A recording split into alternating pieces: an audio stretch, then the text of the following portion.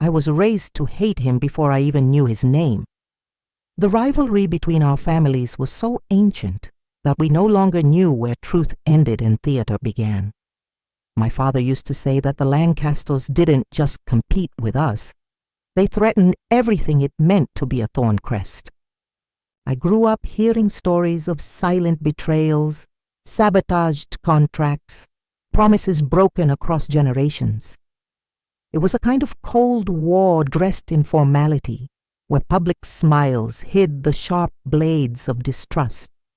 And within that war, I was the most precious piece, the only daughter, the heir, the perfectly molded image of what was expected of me. Every gesture was studied, every word weighed, every weakness pruned with firmness and poisoned praise. I was educated amid political alliances, parties steeped in hypocrisy, and lessons in strategy harsher than any math class. I knew how to smile when I hated, to stay silent when I wanted to scream, to maintain composure even when everything inside me trembled. And until that day, I had never allowed myself to think differently.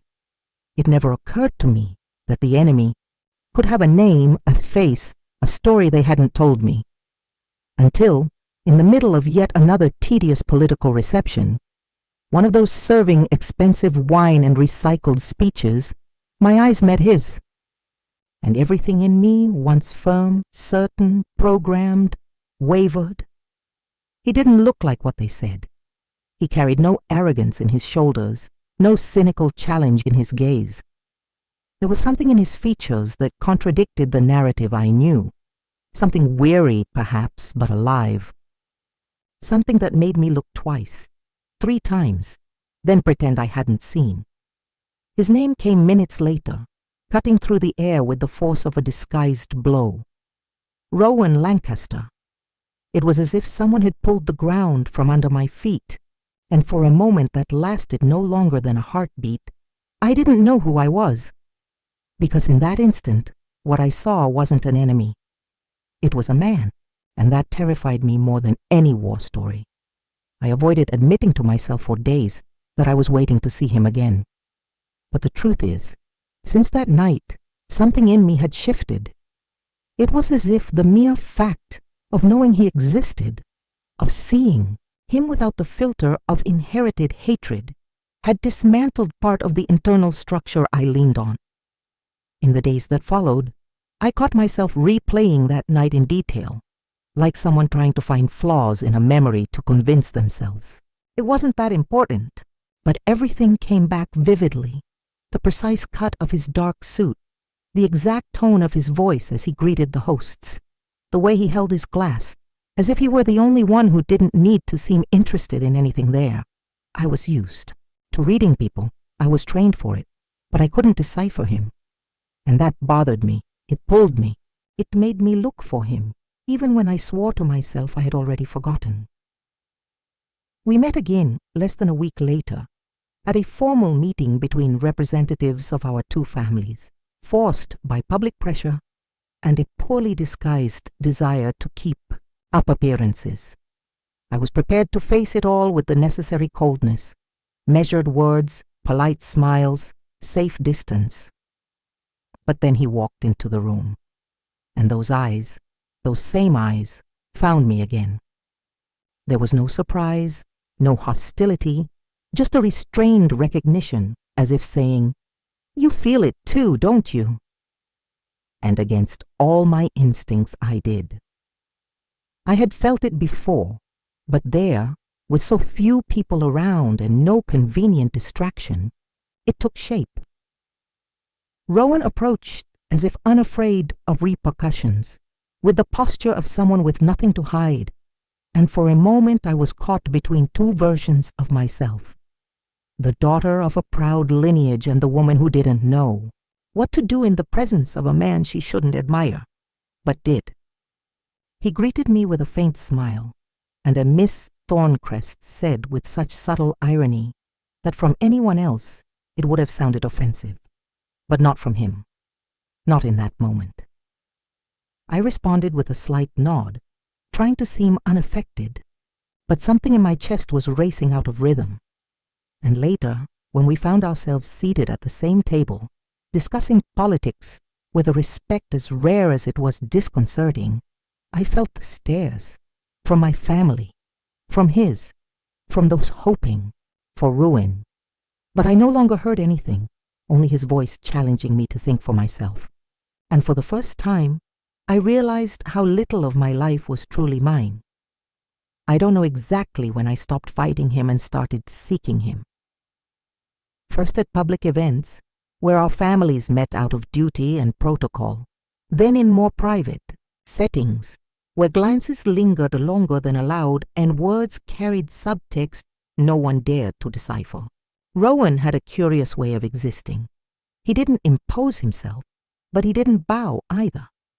He spoke little, but what he said carried weight. And the most unsettling thing was that he seemed to see in me what I couldn't even face myself. The doubt, the silent crack between the daughter I had always been and the woman I was barely beginning to discover. Sometimes he asked seemingly harmless questions that opened internal windows I fought to keep locked. Do you really believe everything they say about us? If your last name were different, what would change? I tried to answer neutrally, but he smiled as if he knew that inside I could no longer keep the old narrative intact. And he was right. The third time we met without an audience, it was different. It was at the end of a political dinner in a reserved room our families had used for brief formal greetings before leaving. I should have returned to the car with my mother, but I asked for a moment to compose myself. I stayed behind, and so did he. The coincidence was too thin to be accidental. We were alone for long, intense minutes that seemed to exist outside of time. He approached with the calm of someone who knows the danger but chooses to face it anyway. And there, under the low light of a silent hallway, Rowan looked at me with a frankness that unraveled me. You don't have to say anything, just let me see if there's truth in your eyes. It was absurd, an audacity, a risk, and I let him. Not because I planned it, but because I was tired of living in silence, tired of not hearing myself. He raised his hand slowly, as if asking permission with the gesture, and touched my face with his fingertips, as if I were made of something fragile, not out of weakness, but out of value. My entire body froze and burned at the same time. And then he leaned closer, and for a moment the whole world seemed to hold its breath. The kiss happened like a necessary mistake, a detour you don't come back from. There was no haste, no possession. There was surrender, silent, urgent, inevitable.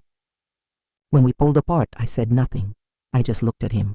And he, with that half smile that held more pain than arrogance, whispered, "Now we're truly lost." He was right, and I, for the first time, didn't want to be found. After that kiss, nothing outside me seemed to have changed, and yet everything inside me was already a different world. The meetings continued, the public speeches still carried the old formality of fragile alliances, and my steps through the halls maintained the same polished rhythm I was taught since childhood. But a single glance, a hidden signal in a corner of the room, and I knew he was there. Not as the eternal enemy, but as the most dangerous and truest secret I had ever kept. And with each new meeting, each word murmured in hushed voices, I felt this love, yes, I began to call it that, taking root in me with the force of things that grow without asking permission. It wasn't youthful passion. It wasn't a forbidden adventure. It was a bond made of shared silence, of truths unspoken in public, of touches that lasted seconds but weighed like eternities. We began to meet in carefully chosen moments, always, with the tension of defying something much bigger than social rules. There were places where our hands could touch for a second, and others where we could barely exchange glances. Each moment with him was too brief, and yet enough to keep me standing. Rowan never asked anything of me. He didn't demand explanations, didn't require declarations. But there was a constancy in him that made me feel safe, even with the whole world against us. It was as if he said, without words, "I know what this means to you, and I'm here." And that, for me, was everything. But as we grew closer, the walls around us began to close in. The world isn't blind for long, and there's something in the shine of eyes that even diplomacy can't hide. My parents started asking veiled questions. My commitments became more controlled, my steps more watched. And the more they tried to contain me, the more I felt the urgency to protect him and to protect what was between us. There were nights when I lay awake, unable to sleep, my chest tight with the fear that this story, so ours, would be torn from me by cold hands and calculating eyes. And yet, I couldn't stop. Because loving Rowan was the only thing that made me feel alive, not as a Thorncrest daughter, but as Lyriel, the woman who was finally beginning to exist on her own. I don't know exactly who saw, whether it was a trusted guard, an aide disguised as a shadow, or just someone with eyes too sharp and intentions too quiet. What I know is that from one day to the next, the atmosphere around me changed. Greetings at the dinner table grew shorter. My mother's glances lingered longer, and my father's questions stopped being questions and became statements disguised as courtesy. "You've been spending too much time with certain figures. You're letting yourself be swayed by impressions. Remember, blood always speaks louder than gestures." With each of those phrases, I felt the walls closing in a little more. And the cruelest part was knowing it wasn't just me they were encircling. It was us. Rowan felt it first. During one of our brief exchanges in the garden of the foundation, where our families maintained a joint project, he lightly touched my wrist and said, without looking directly at me, "They know." There was no panic in his voice, just a resignation, a controlled sadness of someone who has lived under the weight of a name that always mattered more than their own truth. My body went cold. I tried to keep my composure as I was taught, but inside I was trembling, not from fear but from anger. Anger at a system where loving the right person at the wrong time is seen as betrayal. Anger at knowing we were in the hands of people who spoke of honor with full mouths and empty hearts. And above all, anger at not knowing what to do. Because I wasn't ready to give up Rowan, but I also didn't know how to protect him, how to save us. That night my father called me to talk. His calm voice was always more dangerous than his shouts. He spoke of duty, reputation, legacy. He said there were things bigger than my personal desires. He said I was a Thorncrest, and, as such, I didn't fully belong to myself. "You don't have the right to confuse feeling with weakness." Those were his words. I stayed silent, but inside, something in me was breaking into tiny pieces. For the first time, I saw clearly that my life had always been negotiated by others, and that even the love I felt was seen as a threat. I was sent away for a few weeks, under the pretext of representing the family in external commitments. It wasn't outright punishment. It was a veiled attempt at separation. They didn't want to destroy, they wanted to erase. I went, but I carried with me the memory of Rowan's hands holding mine, as if holding something the whole world wanted to tear away. I carried the exchanged smiles, the secrets shared in the dark, and the painful certainty that if it all ended there, I wouldn't just be another broken piece in our family's political game. I would be a woman who learned too late that true love doesn't survive in silence. And maybe, just maybe, it was time to do more than protect. It was time to choose. This exile disguised as diplomacy lasted 23 days.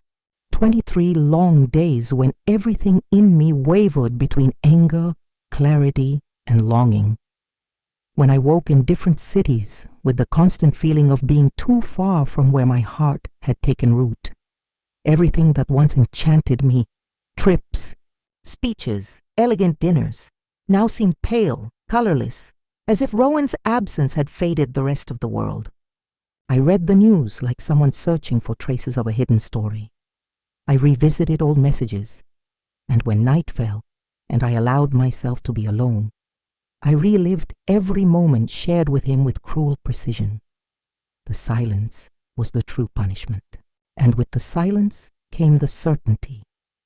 The life I had been living until that moment wasn't mine. It was the role handed to me, which I, out of loyalty or fear, had performed perfectly. When I returned resolved. The city looked the same, but I was no longer the same. I was no longer willing to pretend my heart was a political trait, to be erased for the sake of reputations. I was no longer willing to live a safe but hollow life. I found Rowan before even unpacking my bags. He was the one who appeared at the old street bookstore where we used to leave letters hidden in blue-covered books. He saw me first, and when our eyes met, there was no surprise, just recognition. I didn't need to say anything, but he knew. He knew something had changed, that this time I wasn't willing to back down. In the days that followed, I stopped hiding. I let them see us together. I let the glances speak, let the suspicions take root. And when my family confronted me, I was firm. For the first time, I didn't ask for understanding, I demanded respect. I said that what was between Rowan and me wasn't a mistake, but a choice. And if loving someone with integrity made me unworthy of the Thorncrest name, then maybe the name had never been mine to begin with. The silence that followed my words was like the crumbling of a statue, heavy, slow, inevitable. Rowan told me that night that he didn't expect me to face everything for him, and I replied that it wasn't for him, it was for me. Because in the end, loving someone may start in secret, but living that love with truth, with courage, is the only way to give it a future. And if the future demanded sacrifices, then let them be ours, our mistakes, our victories, our scars, but for the first time, our choices too. The first weeks after the confrontation were like walking on thin ice. Each step taken with resolve required courage, but also delicacy. No one declared war, but the silences were sharper than any threat. Invitations stopped coming. Meetings that once depended on my presence began happening without me. The glances turned inquisitive, and the Thorncrest name, once a key to open doors, was now whispered in meetings as a synonym for betrayal. And yet I felt more whole than I had ever been, because unlike all the years lived in obedience, now every choice I made came from truth, not fear. Rowan didn't try to shield me from reality. He never promised a happy ending. But the way he looked at me, as if he knew the woman before him, wasn't made to fit inherited molds, was what strengthened me. We built, together, small refuges amid the minefield of expectations. Hidden cafes where we could laugh without fear, long nighttime walks in neighborhoods where no one knew us, entire afternoons reading in silence, side by side, as if time weren't our enemy. Those moments weren't just pauses, they were resistance. With each day, each decision, each refusal to conform to what was expected of us, we were rewriting our stories, not erasing the past, but refusing to repeat its mistakes. There were still nights when the wake came, nights when I wondered if my presence was making Rowan lose opportunities, or if he, because of me, was viewed with more suspicion than he already was for carrying the Lancaster name. But he never let that guilt grow. "I've always been judged for something I didn't choose," he told me once. "Now at least I'm judged for something I believe in." And that, coming from him, who had carried the weight of a lineage that never represented him, was everything. It was liberation. Over time, some voices began to quiet, Not out of acceptance, but out of exhaustion. Others curiously drew closer. Young people, older folks carrying poorly disguised regrets. People who, deep down, wanted what we had dared to live, love with courage.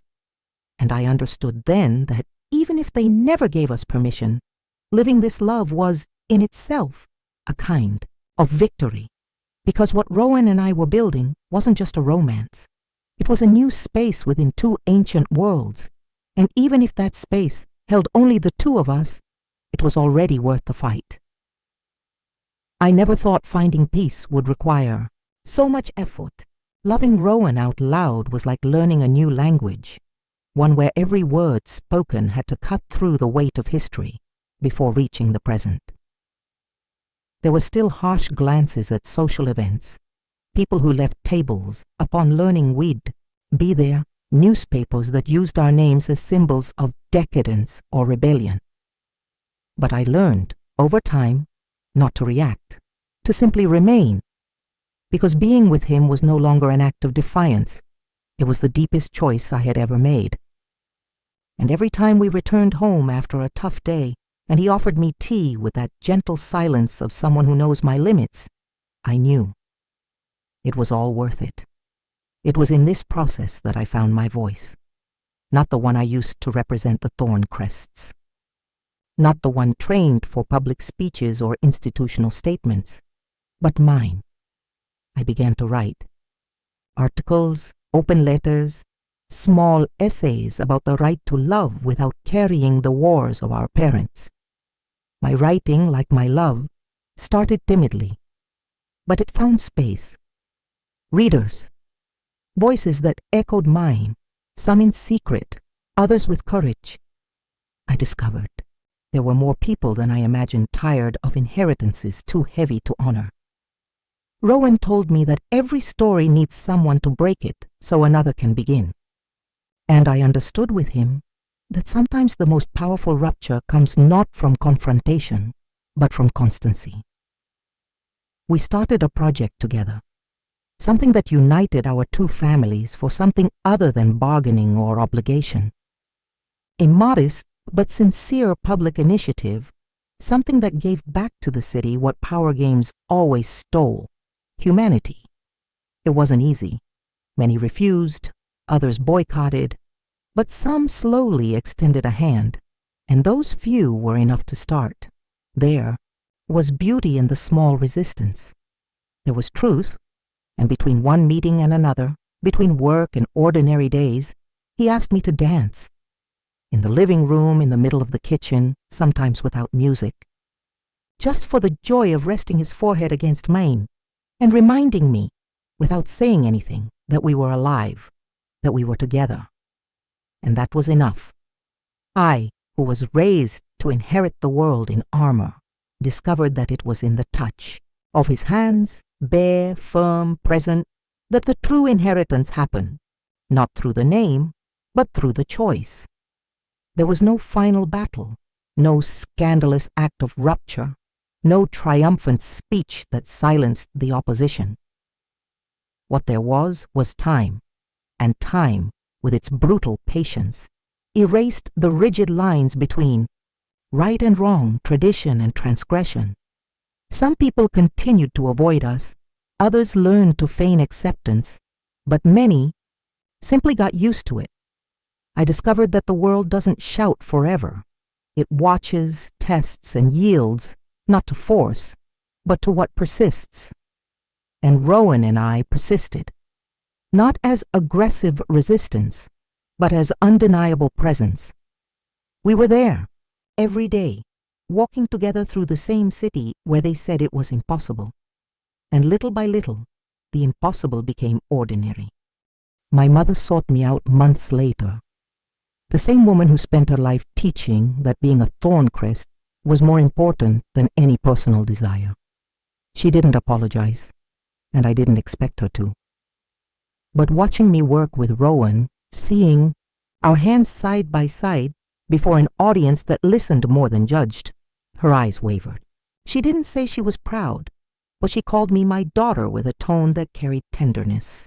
And for me, that was enough. Over time, I stopped caring about what wouldn't return. My family's dining room grew smaller. Some political alliances were lost. Some names stopped being mentioned in meetings, but I finally had space to breathe, to love, to write, to live. Rowan proposed to me in a way so natural, it barely felt like a proposal. It felt like continuity. We were at home, folding clean laundry, laughing about something silly. He looked at me and said simply, "Do you want to make this a story that outlasts us?" And I said yes, without thinking, without fear, without negotiation. Today when I look back, I don't see the girl I was. I see the woman I had to become, to be whole, who had to love the enemy's son, to discover that the true enemy was the lie that separated us, and that love didn't come to break my story. It came to rewrite it with more truth. If someone asks me in the future what this love meant, I won't say it was courageous, revolutionary, or dangerous. I'll say it was necessary, and that for all it cost, it was worth every second. Years have passed, and I still catch myself thinking about how it all began. Not the moment I first saw him, but the instant I allowed truth to outweigh fear. The love between Rowan and me wasn't born of impulse or defiance. It was a response to silence, to inherited resentment, to the story they wanted me to accept without question. Today, we live a life that isn't perfect, but it's ours. And that, for me, is the fullest definition of freedom. We became together what our parents never dared to imagine, heirs to a new time. We didn't build castles, we built bridges, and that perhaps is even harder and infinitely more important.